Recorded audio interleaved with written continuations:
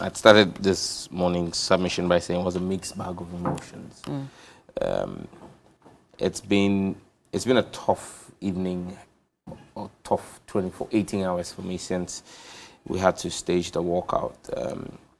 My phone has been bombarded with messages and calls. I honestly am unable to respond to them. I get the sense that quite a number of people feel let down and feel that the minority may have betrayed a certain feeling.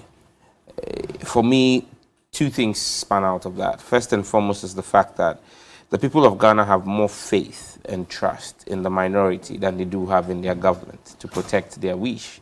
And that for me is a very good sign, that the people are not reposing their trust and faith in the government that's supposed to oversee the activities of state.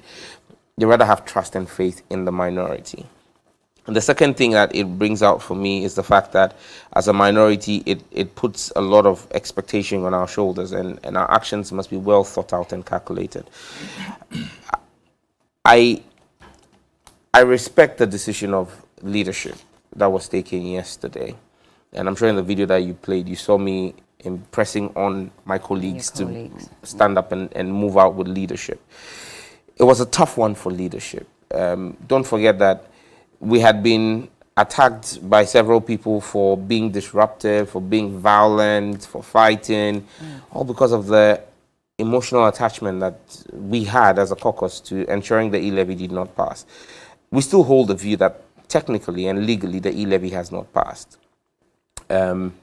Yes, I know and I understand and I agree to a large extent with those who say that it shouldn't be in our place to be wanting to go back to the Supreme Court, given the way the Supreme Court has conducted its business in the recent past. However, I think that it's up to the Supreme Court to discharge themselves and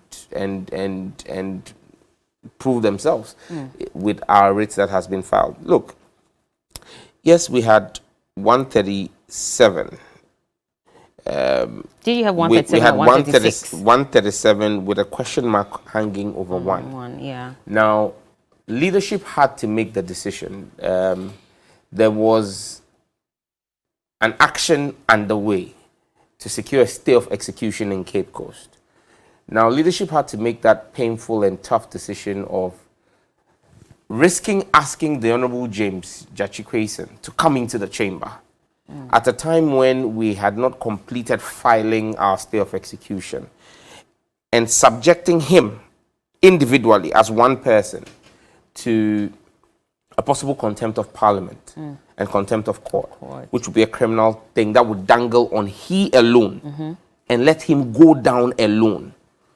Or for us to look at the alternative, which would then open all 137 of us to some of the criticism that we have faced in the past 18 hours. I support Parliament because if it was me, I would have expected the caucus to stand with me and not to put him up for personal jeopardy. And so we decided he shouldn't enter the chamber. That reduced our numbers to 136. Okay. The MPP on the other side has 138 when they deal with the independent candidate. Without Honorable Adwoa Safo, they had 137. So even at that position, you had 137 to 136. Now, the 137, there was the question mark of whether or not the ambulance had the chieftaincy minister.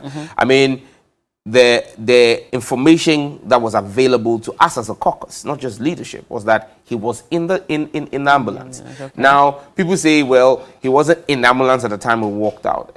When it comes to the vote, there's first and foremost a voice vote, after which there is going to have been a head count.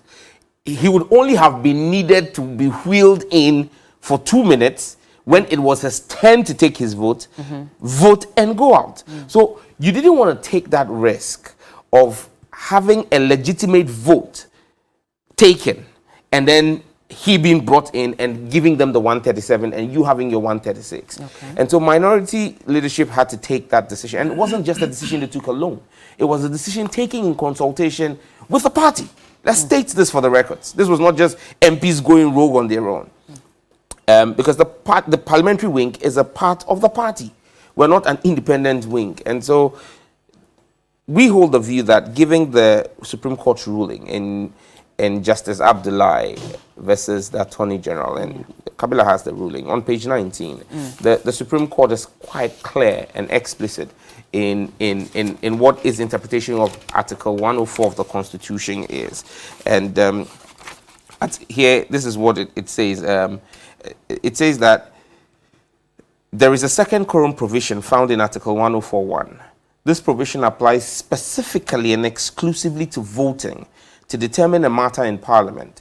Article 104.1 provides as follows: except as otherwise provided in this Constitution, matters in Parliament shall be determined by the votes of the majority of members present and voting, with at least half of all the members of Parliament present. Now, the question is, why didn't you stay in and vote?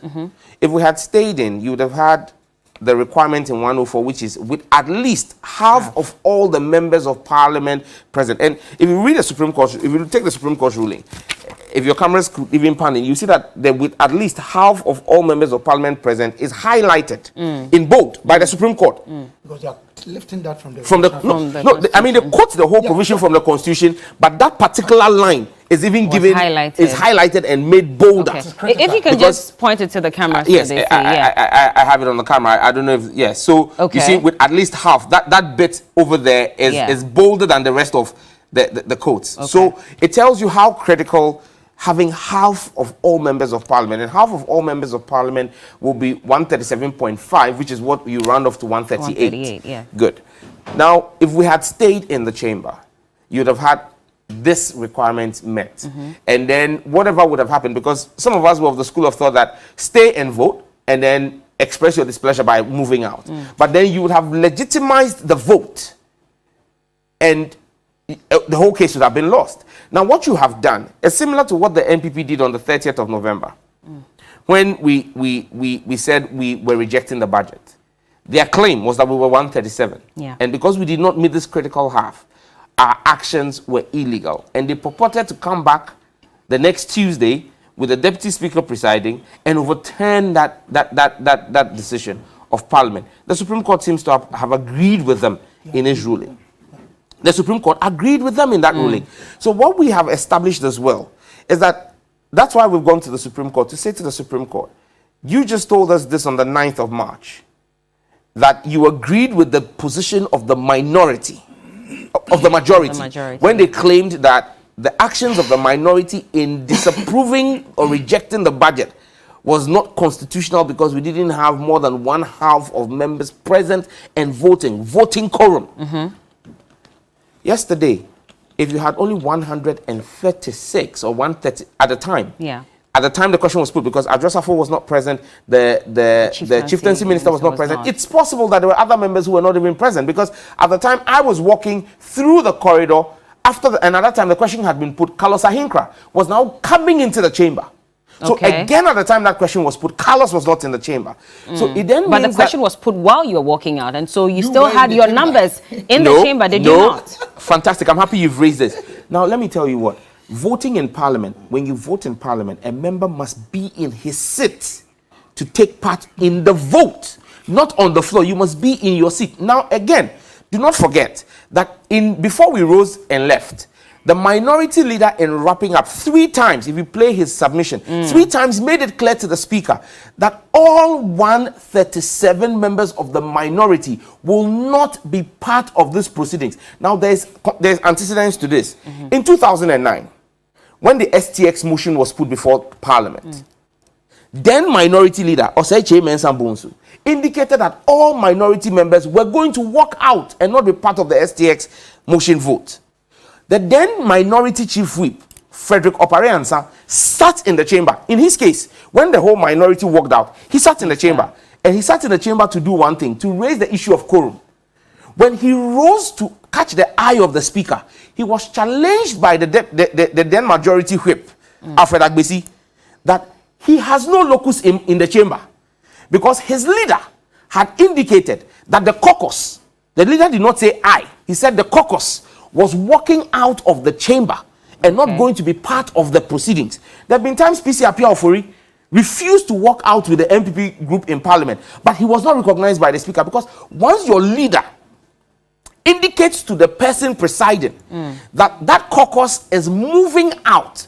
No member of the caucus remaining has any valid reason or would be recognized by the speaker. So they cannot be counted individually? No, because your leader has said 137. Play Honorable Haruna. He said all 137 members. And I'm making it clear, I'm leading my side.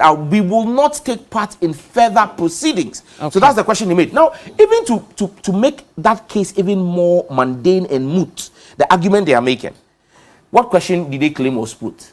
The question on the motion for second reading. That was the question that was put. At the time, they claimed that there were about 5 members of the minority in there. Okay, fine. If there were 5 members and you even want to grant for the purposes of this conversation that they were present, the subsequent actions that were taken, the clause-by-clause amendment decisions that were made, was there any member there? Did they have the 138 in the chamber? The third reading, which is the critical approval stage, when that question was put, were there 138 members in there? So you realize that they really have no case to make.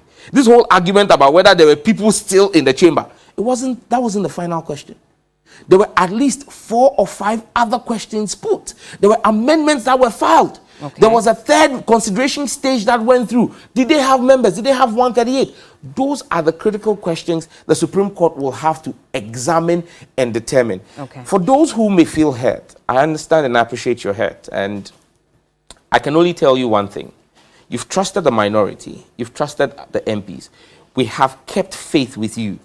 And I think that if there's anyone to feel the ire of the people, anyone to face the brunt of the anger of the people, it is President Akufo-Addo and his finance minister and the majority MPs who introduced the E-Levy. And not you, because you had assured Ghanaians that you were going to fight to the end, and we fought, to ensure that E-Levy is not passed. In this case, E-Levy has been passed. We have fought to the end and we are still fighting, because as far as we're concerned, this battle is not over. You walked out, and Ghanaians are saying that was not good enough. You should have stayed and fought.